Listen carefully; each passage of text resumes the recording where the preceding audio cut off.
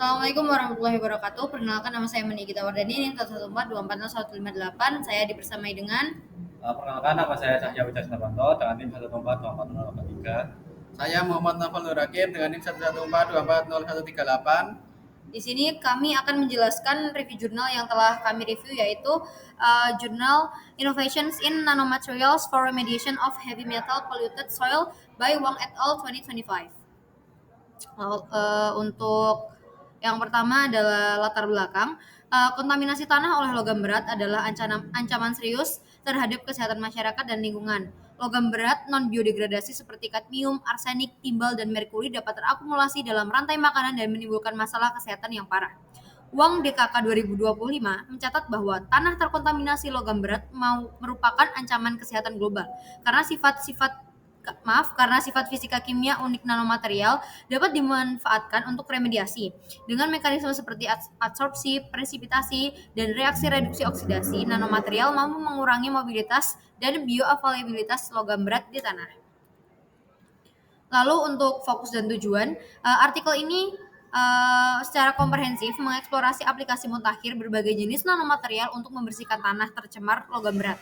Penulis menyajikan pembahasan mendalam tentang faktor-faktor kunci yang mengaruhi efikasi remediasi, mekanisme remediasi yang terlibat, serta metode optimasi kinerja nanomaterial. Tujuan utama artikel ini adalah memberikan panduan bagi penerapan lebih lanjut nanomaterial di lapangan dan wawasan untuk pengendalian efektif polusi logam berat dan tanah. Selain itu, penulis juga merekomendasikan implikasi praktis dan prospek masa depan nanoteknologi dalam pemulihan tanah tercemar agar polusi yang diusulkan dapat lebih berkelanjutan. Lalu selanjutnya adalah jenis nanomaterial yang dibahas. Yang pertama yaitu nanomaterial logam atau nanometalik. Partikel logam zero valen atau NZVI atau oksida logam nano yang aktif secara kimia, misalnya nano besi dan nanopartikel, yang biasa digunakan untuk adsorpsi dan reaksi reduksi logam berat. Yang kedua adalah nanomaterial non-logam, material karbon berskala nano seperti karbon nanotube atau grafin, serta material polimerik nano yang memiliki luas permukaan besar untuk mengadsorpsi logam atau menstabilkan kontaminan. Lalu yang ketiga ada nanoklit dan material mineral, partikel mineral alami skala nano yang dapat ditambahkan ke tanah untuk mengadsorpsi logam berat dan mengubah kesetimbangan kimia tanah. Lalu yang keempat ada biochar termodifikasi nano, yaitu arang aktif biochar yang telah dimodifikasi dengan nanopartikel atau proses spiralisis khusus. Selanjutnya yaitu mekanisme remediasi. Artikel ini menguraikan mekanisme kerja nanomaterial dalam menanggulangi polutan logam berat.